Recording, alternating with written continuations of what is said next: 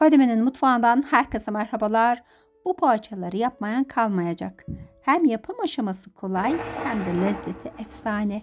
Umarım sizler de denersiniz. Bakalım bu güzel rulo poğaçalar nasıl yapılmış? Öncelikle 90 gram susamı tavaya alarak kavuruyorum. Susamın kavrulduğundan emin olduğunuzda ocağın altını kapasanız bile bir süre karıştırmaya devam ediniz ki susamların bazı kısımları daha koyu renkte kavrulmasın diye. Soğuyan susamı tabağa alabilirsiniz.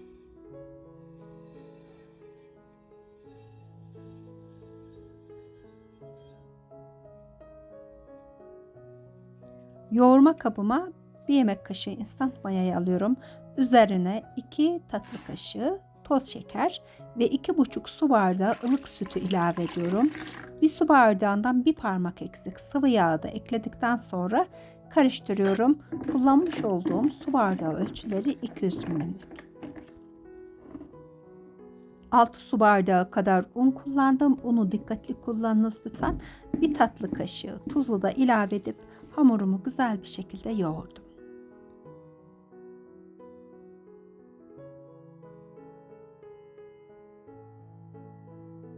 Görüyorsunuz sakız gibi güzel kıvamlı bir hamur elde etmiş oldum. Şimdi hamurumu 30 dakikalık mayalanmaya bırakıyorum.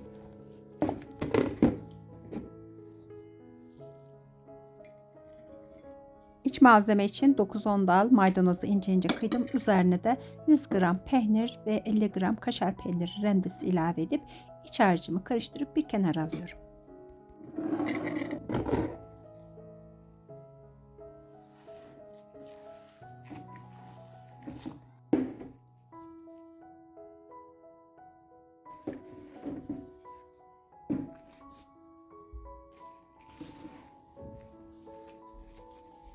Mayalamış olan hamurumun havasını aldıktan sonra hamurumu kare şekline vermek için birkaç kez katlıyorum ve üzerine temiz bir mutfak örtüsüyle örtüp sadece 5 dakika dinlendiriyorum daha rahat açılabilmesi için.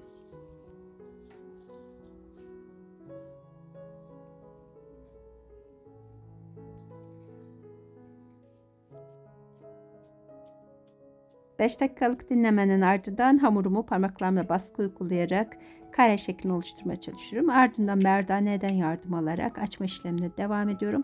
Yarım santim kalınlığına gelince açma işlemini bitiriyorum.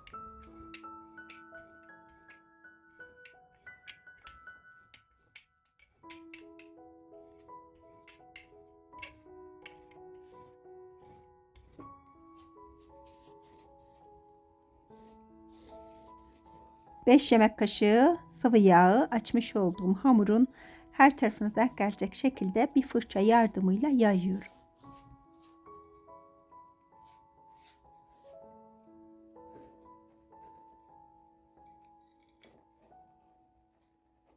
Hazırlamış olduğum peynirli iç harcını bir kaşık yardımıyla hamura güzelce eşit bir şekilde dağıtıyorum ve üzerine de elimle baskı uyguluyorum ki rulo yaptığımda hazırlamış olduğum iç harcı ruloların üzerinden dökülmesin diye hamurumu rulet yardımıyla 12 eşit parçaya ayırıyorum.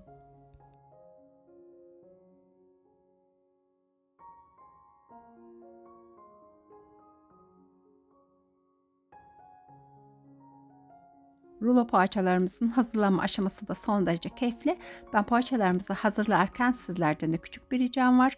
Videomu buraya kadar seyrettiyseniz ve henüz kanalıma abone değilseniz kanalıma abone olabilirsiniz. Bildirim zilini aktif hale getirirseniz her yeni videomdan haberdar olabilirsiniz. Eğer videomu faydalı bulduysanız beğen butonuna tıklamayı unutmayınız lütfen.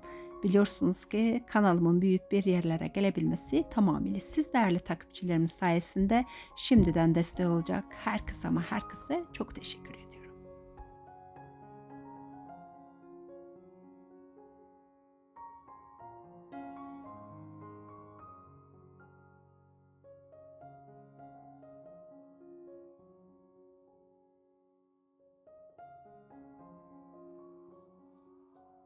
Bir adet yumurtanın akını ayrı tabağa alıp çatalla karıştırıyorum. Sarısını ise bir diğer tabağa alıp üzerine bir yemek kaşığı süt ilave edip karıştırıp hazırlıyorum.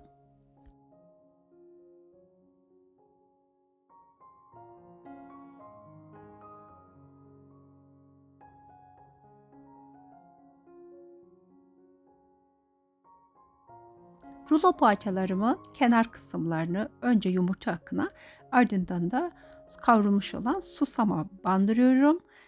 Kavrulmuş olan susamın kenar kısımlarının her tarafına gelmesine özen gösterelim.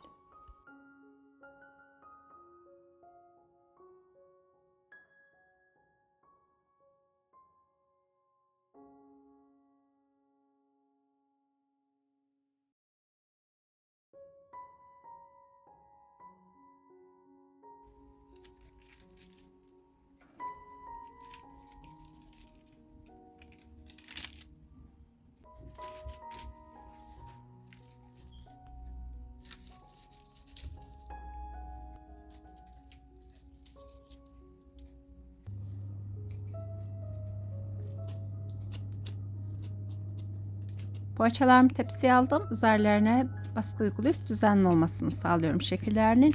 Şimdi üzerine yumurta sarısını süreceğim ve ocağım ısınıncaya kadar, yani 10 dakika sürede tepsi mayası almasını sağlayacağım. Fazla bekletmiyoruz. Sadece 10 dakika. Ardından 220 derece ısıtılmış fırına poğaçalarımız yolculuğa başlayacak.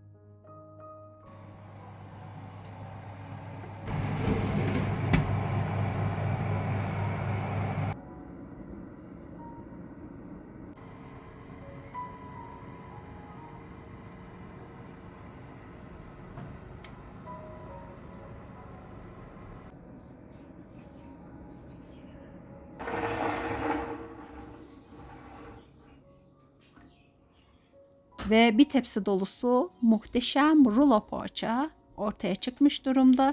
Gerçekten o kadar güzel oldular ki sizler de denediğinizde yorumlarda sonucu bana belirtebilirsiniz. Henüz çok sıcak olmasına rağmen bir tanesini şöyle iç dokusunu göstermek istiyorum. Peynir ve kaşar sıcağın etkisiyle resmen erimiş durumda. Fadime'den bugünlük de bu kadar. Başka bir günde yeni bir lezzette tekrardan görüşmek üzere. Hoşça kalın.